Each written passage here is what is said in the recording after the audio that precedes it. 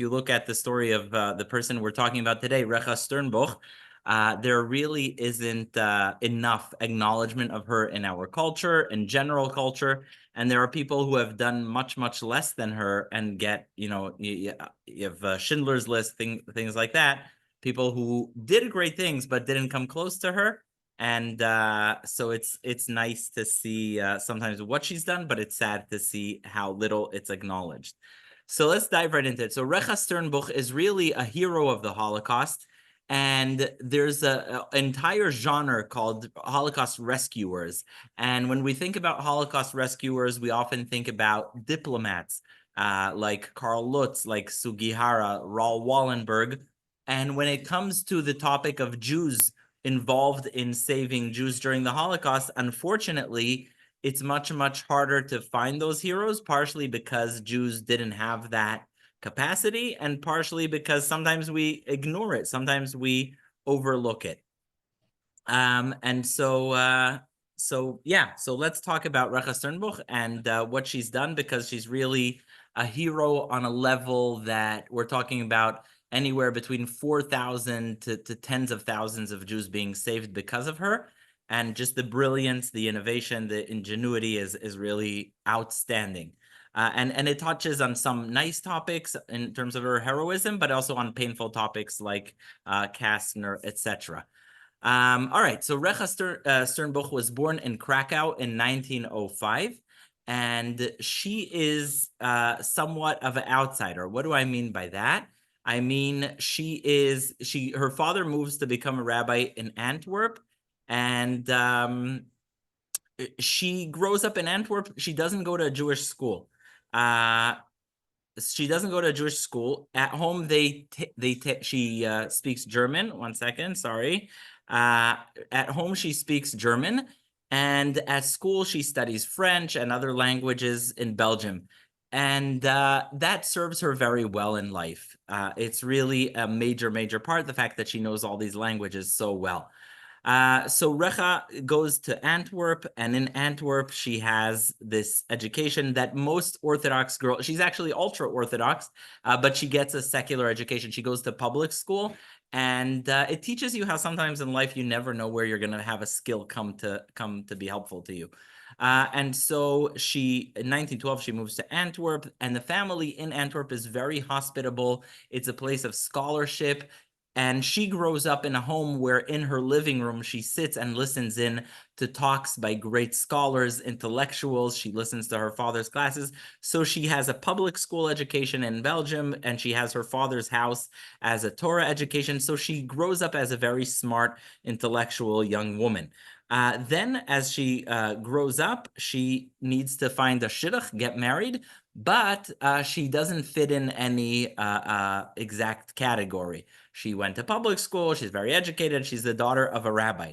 Meanwhile, it shows you, right, there's sometimes how people how love can be found in interesting ways. There's a fellow named Isaac Sternbuch. He lives in a city that most people didn't hear about. Raise your hand if you've ever heard of a city named St. Gallen in Switzerland. Has anyone ever heard? It's a small city. Do we have? Oh, we have someone. Okay, it's great. Okay, so St. Gallen, Switzerland, that's going to be actually, oh, wow. Okay, I see we have a few people who know St. Gallen. Okay, good. We'll be talking a lot about St. Gallen. Even though it's a very small city, it becomes a major, major center of importance during the Holocaust. So there's this guy, his name is Isaac Sternbuch. His family lives in St. Gallen. Now, if you thought it was sometimes hard to find a shidduch in some places in the United States, if you're living in St. Gallen, Switzerland, and you're strictly Orthodox, it's even harder to find someone. So it's kind of funny because this becomes a detail on how they get married. He hears that there's a young lady who's the daughter of a rabbi, quote, that's all he hears, that needs to get married. And as the line in Fiddler on the Roof goes, well, the rabbi only has one son. And so, but here it's the opposite. Here, the rabbi only has one daughter. And Isaac Sternbuch hears that there's this young woman. She's the daughter of a rabbi, and he's done. He's ready to marry her.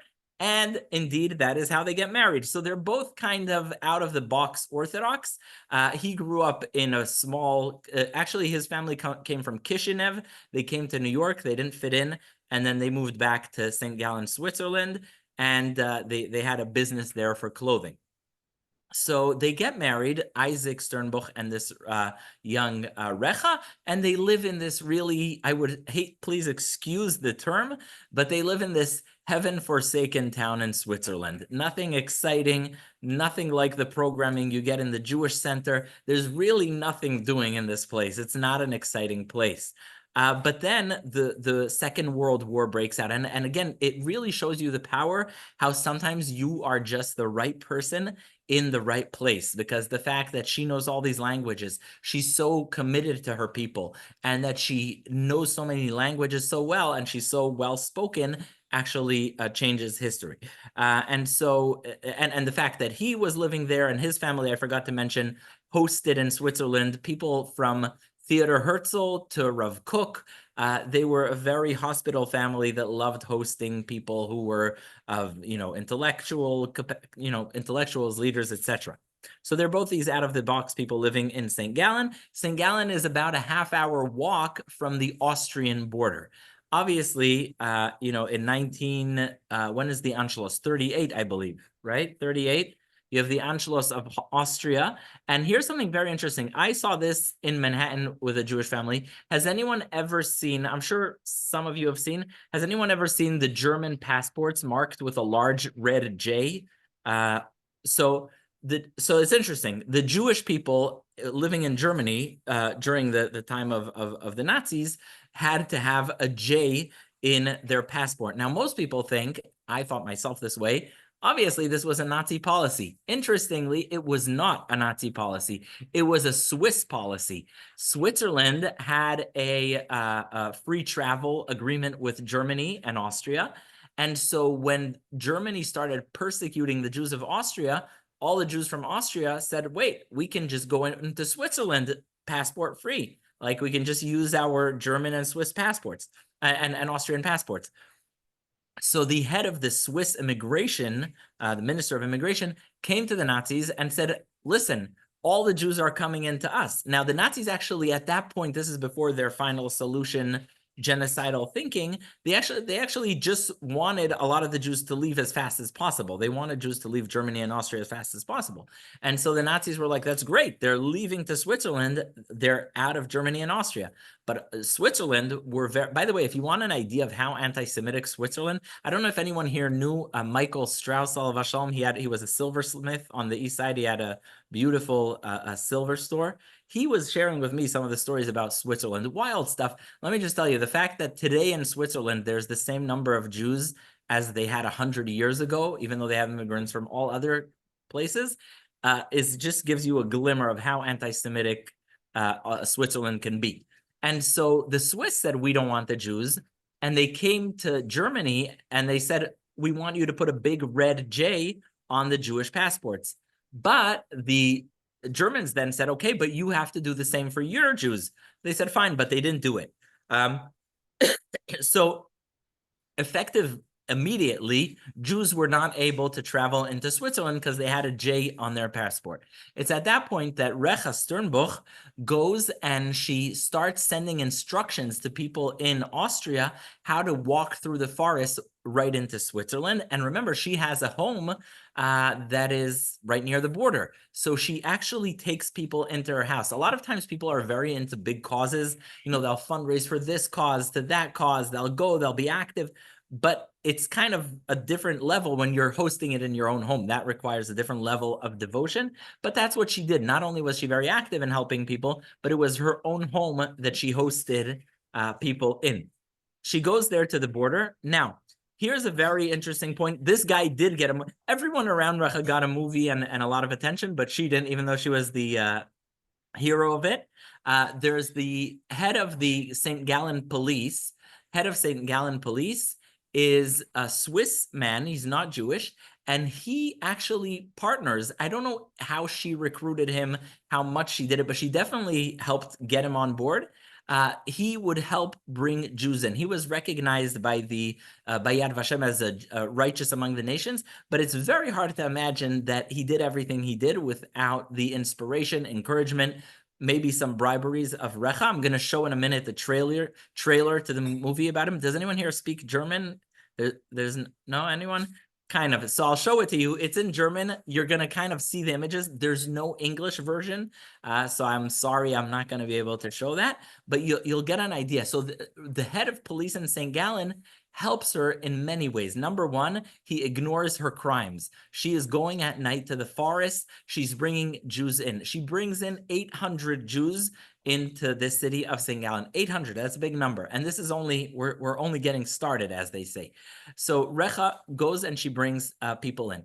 Then this guy named Paul Gruniger, he backdates their passport, because if you have a Austrian German passport and you came in, you need to have a J on your passport. So he has the Jews come in without a J on their passport, and he writes that they came in a year before, 2 years before, so that they can stay in Switzerland. He's an accomplice, and they both forge documents, smuggle people in, backdate passports, and that way they let in 800 Jews into St. Gallen. She's so devoted that she goes and she waits at night in the forest. Remember, she's a married woman with children, and she actually lost her fetus in one of these nights waiting in the forest. She's just spending her, it's not as simple as you would think, right? I personally myself feel very uncomfortable in the forest in the dark. And so for someone to go in, and in Europe, it must be much colder. She spends her nights literally waiting for Jewish refugees on the border to bring them in. And the head of the police department, Paul Groninger, he lets her do that. I'm going to share with you the trailer for this video because it's very, very powerful. Let me just show you, just so you start getting an idea of who she was. But she and this Mr. Groninger, who got a lot of fame, start doing this. They start bringing people in. And she does a lot of this life-saving work. So just to quickly get a look, this is her, Recha Sternbuch. You can see her holding a crying baby, and that's because she just did the smuggling on her own. And this is her and her husband. That's her husband right there to her right, on your left. And she just is a brilliant diplomat. She's just absolutely brilliant. We're going to see in a second. Interestingly, the amount of academic work covering her is very poor. So because she was very orthodox, it became like something very unfortunate where it's fragmentized. So like this group doesn't, it's like Art Scroll have a book out about her, but not like a general academic book. So there are a few books about her, but they're mostly in the ultra-Orthodox genre. So this is in her city of St. Gallen. Interestingly, they had a street named for a pro-Nazi Swiss banker named Reifson, so it's Reifsenplatz, and they replaced his street for Recha Sternbuch Platz. And here in a second, I'm going to show you this movie. Oh, I see it. I couldn't find how to watch it. Maybe some of you can. I see there is a movie about. It says that it's also in English. I'll show you in a second the German version. I could not find it in English. Maybe you'll have better luck. This is the guy Groninger, One Step from Freedom: The True Story of the Swiss Schindler.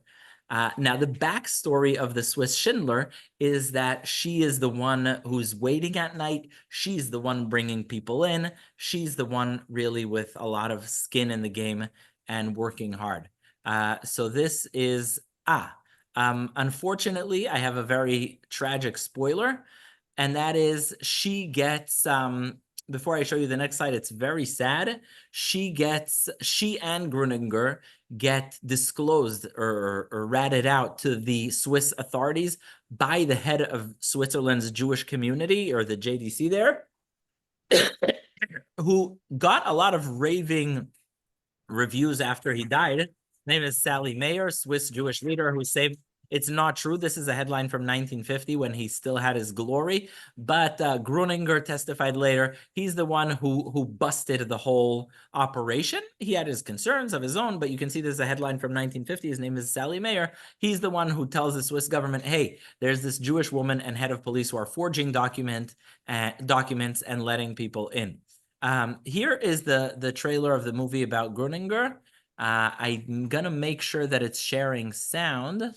Let me just see. I hope it's sharing sound. Let me just check.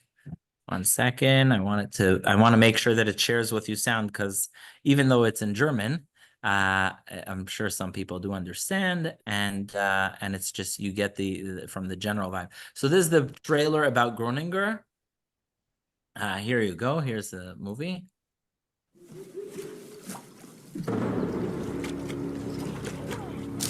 Halt!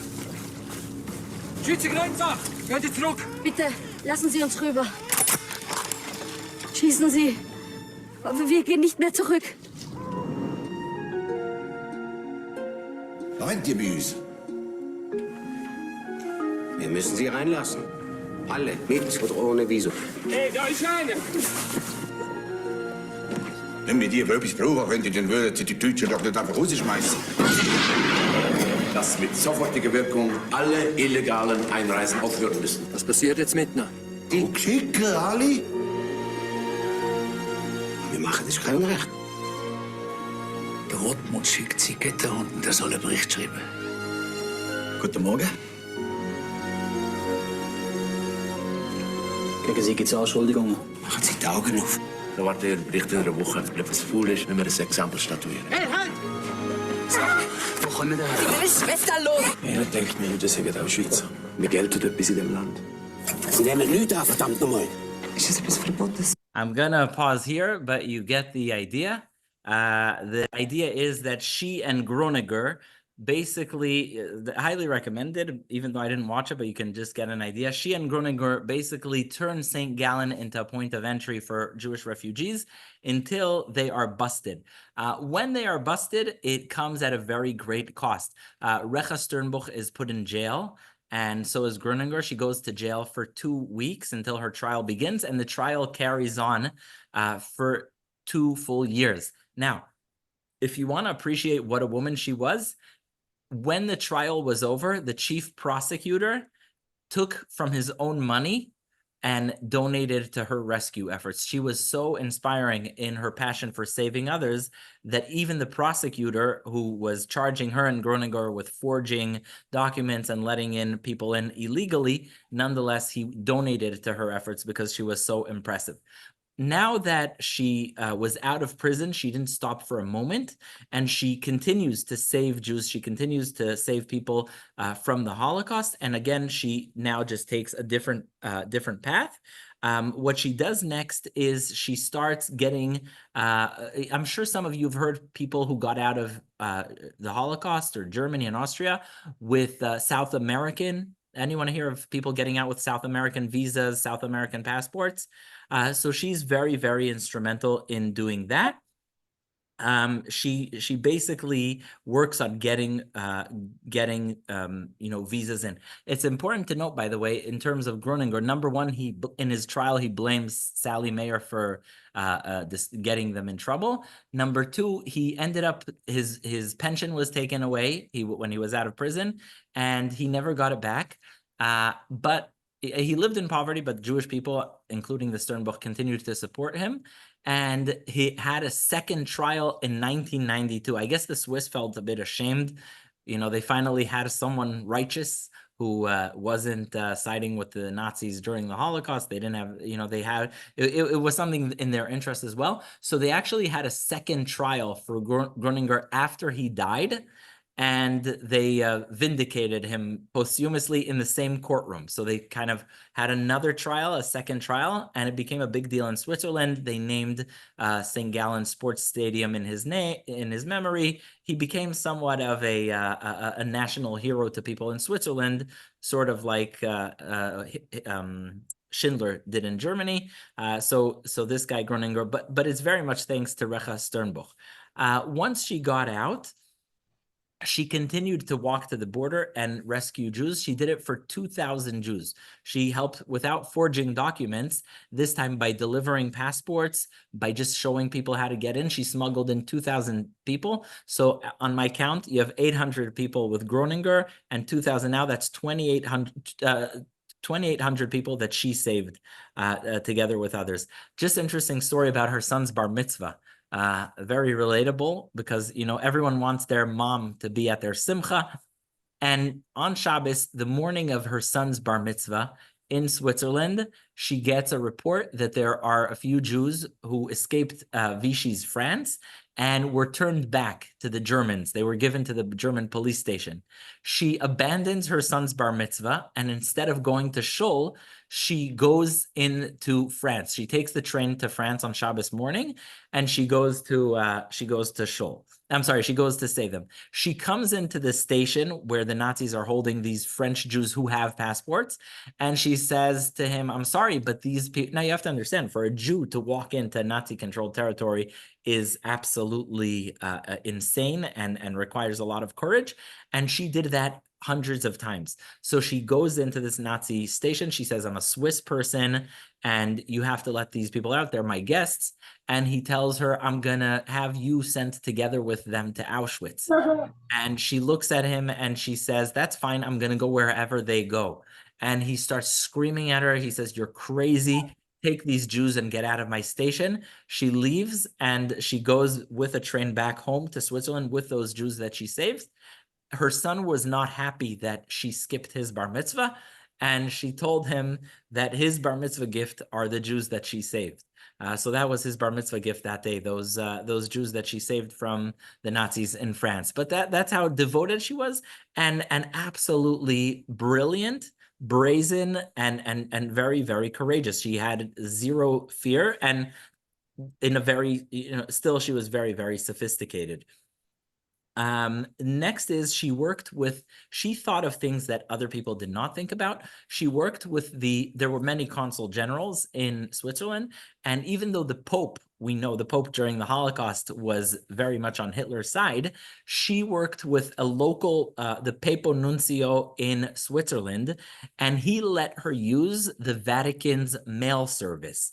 So she was using the Vatican's mail service, and she was using the Vatican's mail service to send visas, passports, telegrams, and communications to Jews all over the world. So that was her brilliance, really. She would find people, consul generals or whoever it may be that would be helpful, and she would work with them. So and she just thought out of the box in ways that other people don't.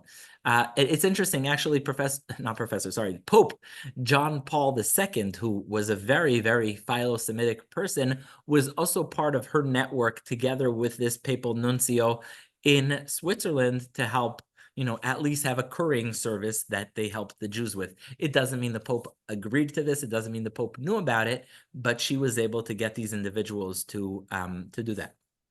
The next service that she was able to brilliantly think of, she contacted, even though Poland was occupied by the Nazis, she was able to work with the exiled Polish government. It's interesting. There was no Polish government, but there was an exiled Polish government.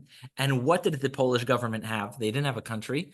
They did have diplomatic mail privileges, which means you get to send mail all over the world without it being inspected, and there's all kinds of privileges there. So Recha Sternbuch used the Polish exiled government's mail to send around passports. There was actually very interesting, there's a young man named, his last name is Kuhl, I forget the last name, but this fellow Kuhl was a Jewish young man who worked in the Polish embassy in Switzerland, and Jacob Kuhl, I think, actually his granddaughter lives in New Haven, I discovered, and she worked together with his fellow Kuhl to get passports and visas from South America and bring them in Polish diplomatic mail, and then she would walk across the border to Switzerland and to Austria, and she would deliver those passports. So this way she saved thousands of people on her own. Now, like I said, it wasn't just an organization that she founded, an effort that she led. This was her life. And so when refugees came into Switzerland, they stayed often in her house. And one of her children shared the following. One Pesach, they finished the Seder on Passover, and there's people people sleeping all over the house. And the daughter realizes that her parents are leaving the house. Why? They went to sleep in the family store or factory because there was no room in the house. They gave away their own bed, and the parents were sleeping in their business because there was just no room in the house. In fact, her daughter said that one time she saw like an empty spot in the house, and she's like, "Mommy, we have room for another person here," right? That all they needed was a spot for someone to lay down, and that's what she did. She operated this incredible achnasat orchim hospitality situation where she had people coming in and staying with her. The name of the person, I'm sorry, his name was Julius Cool, not Jacob Cool, Julius Cool. And they got from South America, they would bring all kinds of passports, visas to get others out. Interestingly, she was instrumental in getting the famous visas to Shanghai for the Mir Yeshiva. Has anyone ever heard of that story? Yeah, so the Mir Yeshiva got, I forgot the name of the country. They got transport visas, maybe from the Dutch. I'm not sure. It was a Dutch colony, a Dutch island near Japan. Anyhow, they got transit visas, and they left from Lithuania to Shanghai. Fun fact, my family lived in Shanghai for many decades before the war. And the people learning in the Mir Yeshiva got the visas from Recha Sternbuch. And once they were there, you had a few hundred people that had to be sustained. And after Pearl Harbor, you couldn't have any American money go there. So she was instrumental in the Vad Hatzala and getting money to the yeshiva students in the Mir in Shanghai. She was sustaining them. Wasn't it Vienna? The Japanese consulate in Vienna gave the Japanese Sugihara. Sugihara, yeah. Yeah. So Gihari was helpful, but the main role that she played was once they were in Shanghai, she was fundraising because you couldn't get in money. Couldn't send the money, right? You can get money from America. Look, she's part of a very rabbinic family, the Sternbuch family. I'm sure people here heard of various, the head of the ultra-Orthodox community in Jerusalem is also Rabbi Sternbuch. And she did focus a lot on rabbis, Torah scholars, yeshivas. She got the Rabbi of Belz out and many, many other distinguished rabbis out. At the same time, she also got countless others out, regardless of their religious or social affiliation. But I think part of the reason that her legacy is not as recognized as it should is because people see it as a partisan thing. People see it's like, okay, she was helping the yeshivas, she was helping the Hasidic rabbis, even though she was helping everyone, but she had that focus, and that's part of what sort of made it sectorial, which is not good, because she really helped thousands and thousands of any type of Jew. Now, towards the end of the World War, the Second World War, there's a mind-boggling piece about her. Brilliant, just shows you her brilliance. The ex-president of Switzerland was a very close friend of Heinrich Himmler, the head of the SS Gestapo. She contacted the head of this former president of Switzerland. And by the way, I urge everyone to look the story up because it's very wild and there were a few other people involved, but it is a true story. It's going to sound like it's not true, but look it up. It is true. She contacted the head of the former president of Switzerland, who was close with Himmler. She told him, look, you're losing anyways, right? The Germans are losing anyways. You might as well cut yourself a deal and come out on the upside of this and not be with the losers. She bought him a Mercedes-Benz, and he drove with that to Berlin. Her husband didn't put his foot down too many times, but when she wanted to go to Berlin as a Jew in late 1944, he told her, on my dead body. And probably for a good reason. I mean, definitely for a good reason. But she actually was so bold that she was willing to go to Berlin in 1944 and negotiate with Himmler.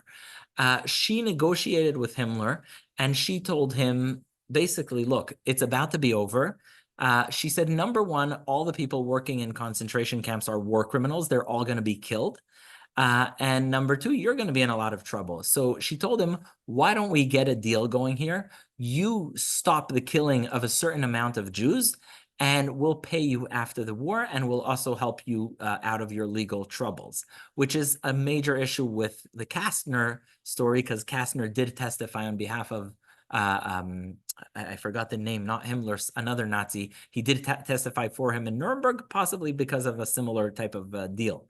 So she negotiates with Himmler, and then there's a very famous train. Everyone here heard about the Kastner train. Everyone heard about the efforts of Schindler, but nobody, I believe, maybe someone did, but usually almost no one heard about the Theresienstadt train. She secures a train to come out of the Theresienstadt ghetto with 1,250 Jews, and they come to Switzerland. And that's her. She did that. She got them out. It's a story that not many people know about.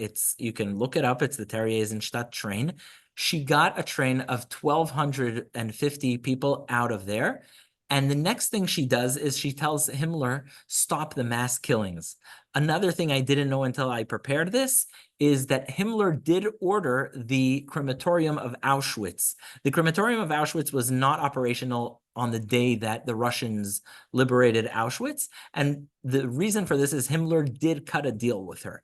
He did start. Now, how much of it was because of her? How much was because he realized in general that the war is about to be lost, and he wanted somehow to self-deal and do well? I don't know. But it's interesting because the only party with all the discussions between Yoel Brand and Kastner and the various negotiations that were done with the Nazis towards the end of the war, Himmler had her as the only one he would negotiate with, meaning the Vada Atzala was the only formal organization that Himmler would negotiate with.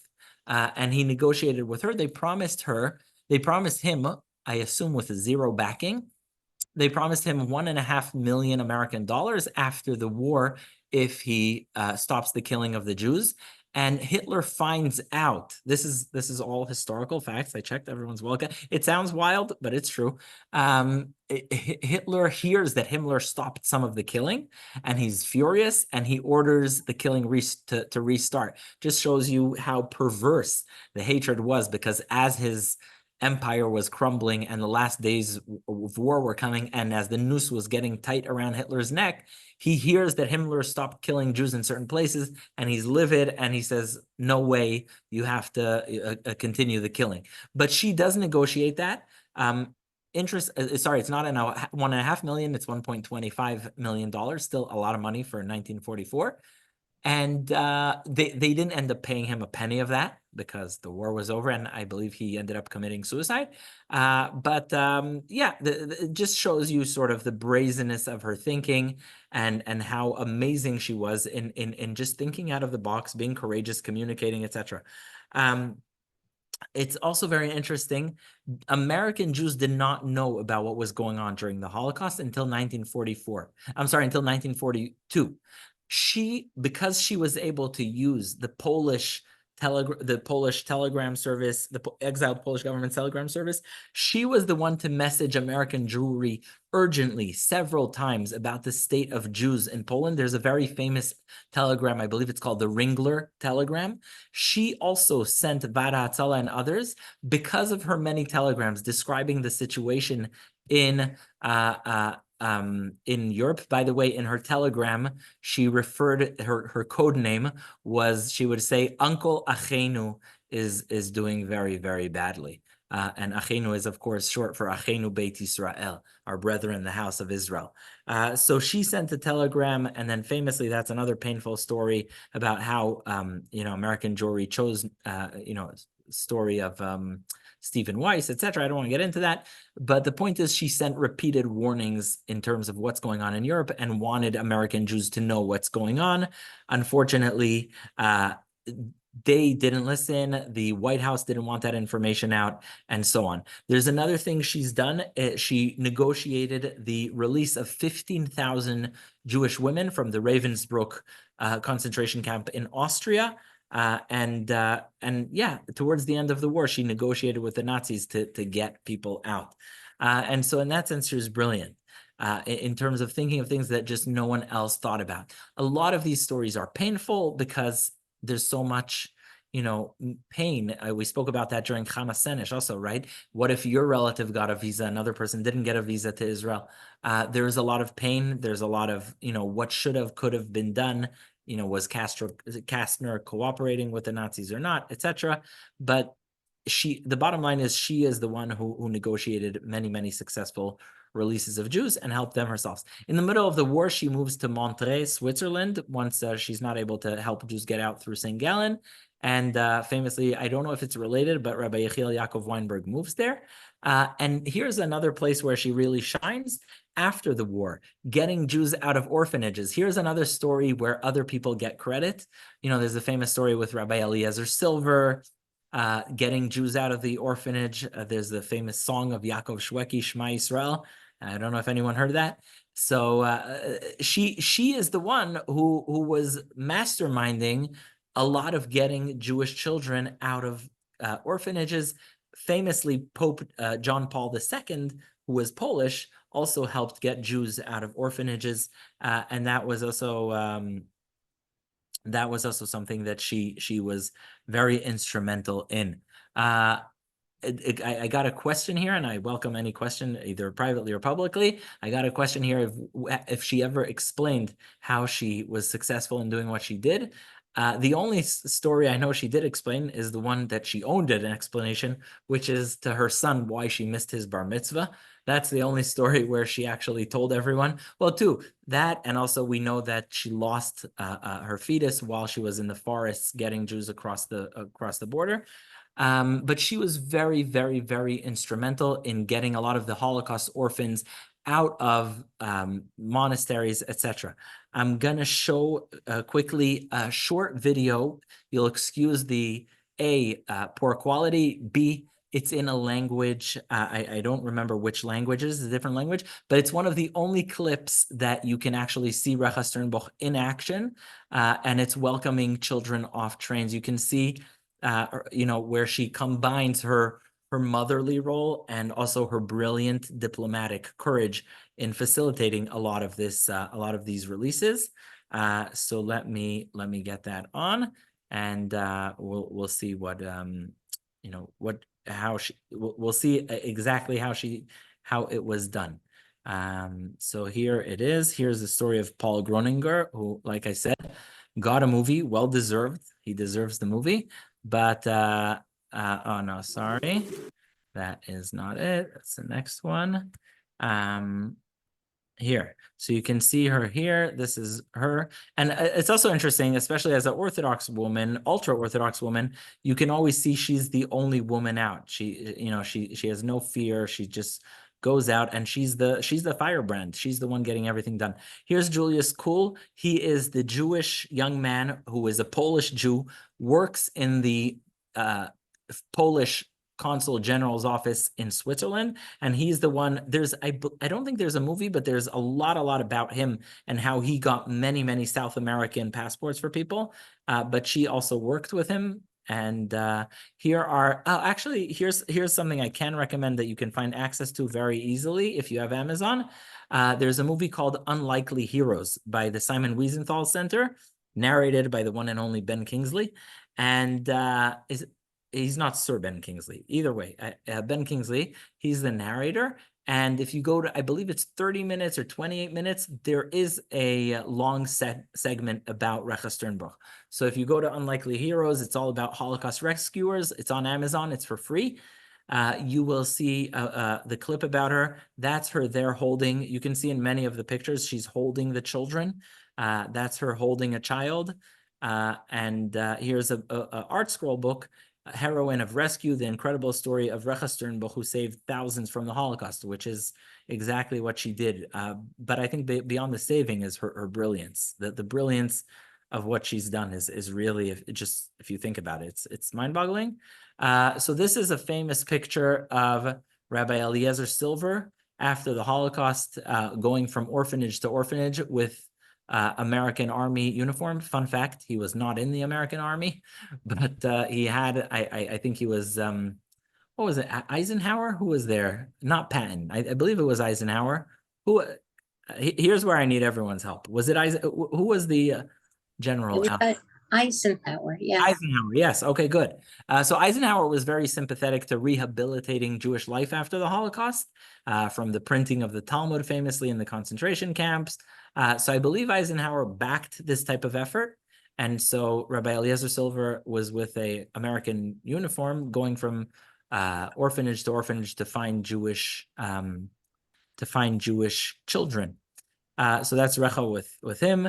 Here she is on the left. The fellow with the rabbi, the fellow with the long beard here is Rabbi Isaac Herzog, who was later, I believe, Israel's first chief rabbi as a state of Israel. But you can see how she's pretty much telling others. She was the one instructing others. She was the by far the visionary leader and the energy behind many of the rescue efforts. People followed her lead, but she was the mind behind many of the efforts. You can see her, I believe, right there. But yeah, this is another picture of Recha Sternbuch.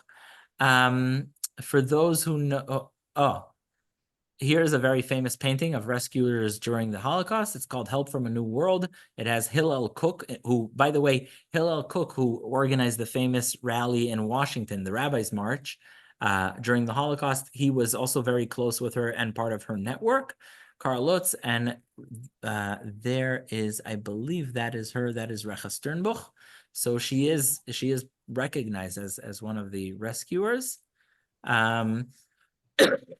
Sorry, here you're going to see a video of her. Take a look, because it's kind of sketchy. It's an old video. Židovské děti z Polska projíždějí Československem na cestě do Palestiny. Odjížděly transporty pražských Židů do Polska, kam je posílali Němci na smrt. To děti přijel. So that's Rabbi Isaac Herzog, and this is a transport to Palestine. And she was very instrumental after the war in getting people to Palestine, Israel.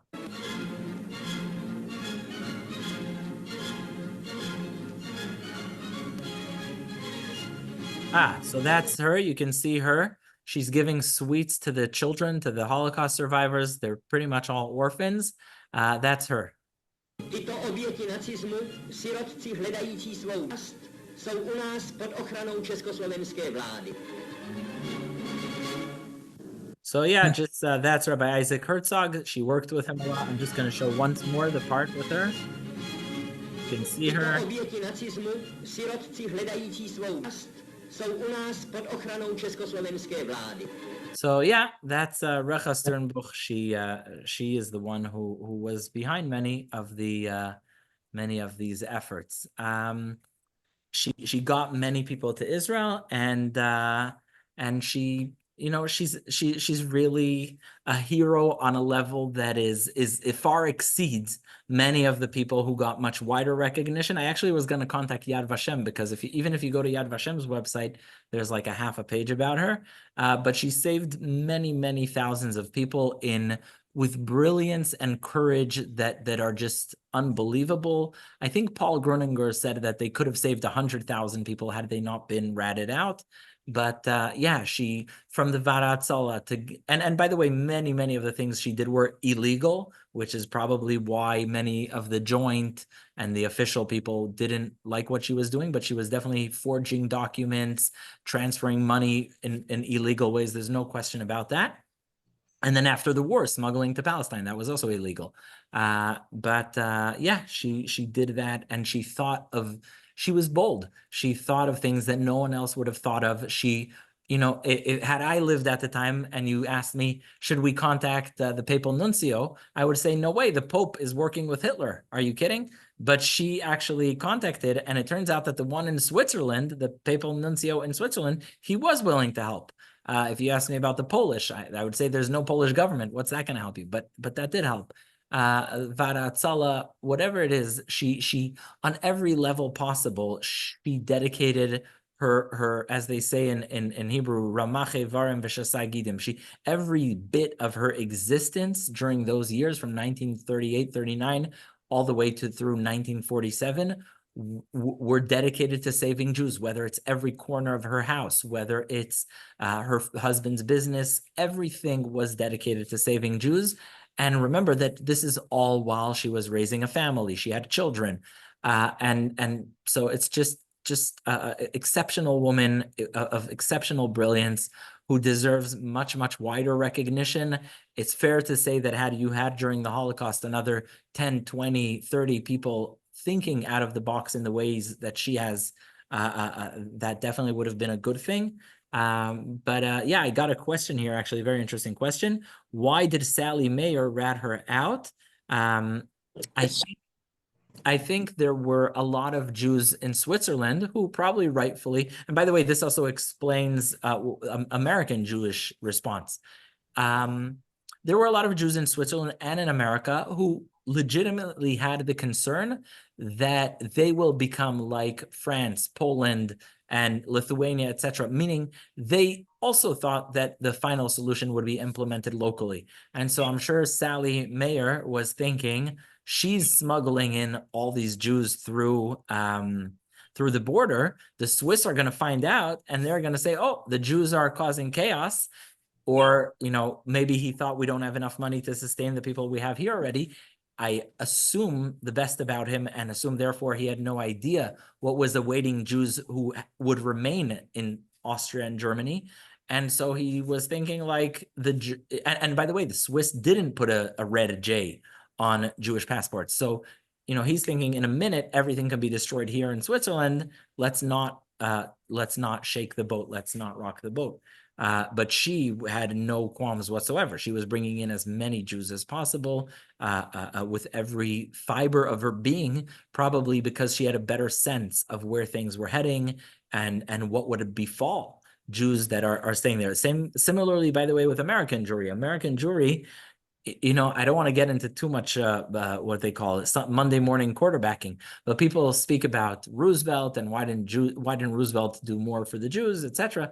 But people need to understand that there were Jews in America who had the legitimate concern that America would become an ally of Germany. That was a possibility, and hopefully I'll give a talk about this one day about the German Bund in New York.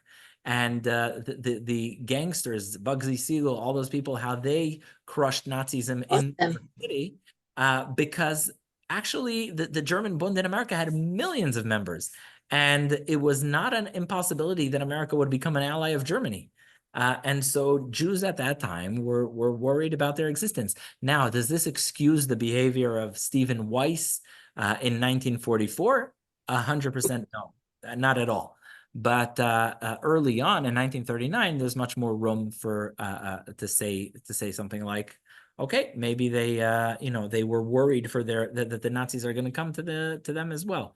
So that, and by the way, in Hungary, the reason the tragedy of the Holocaust hit Hungary so badly is because the president of Hungary said, look, it's 1944, the Nazis are for sure losing, let's just rebel against them. And he rebels, and the Nazis come in for a few months, kill more than 400,000 Jews, and within a few months, and so that also happened. So it's a time that the chances of your own country becoming Nazi is extremely high.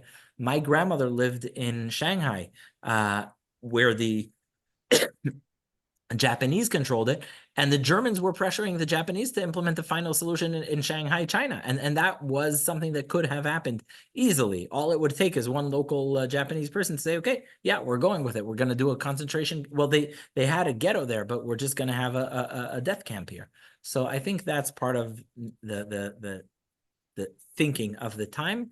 But again, she's a woman who is of extraordinary import. She saved many thousands, if not tens of thousands of Jews during the Holocaust. She thought in innovative ways. She was courageous beyond belief. She went into Nazi-controlled territories hundreds of times on her own, and had no problem, just speaking directly to German SS officers to let Jews go.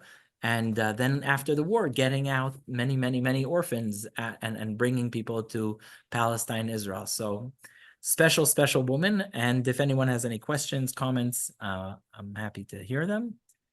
And otherwise, what happened to the very interesting question. What happened to her family? So her family is a very Orthodox family, and they lead a very, very Orthodox life. There's many rabbis from the Sternbuch family.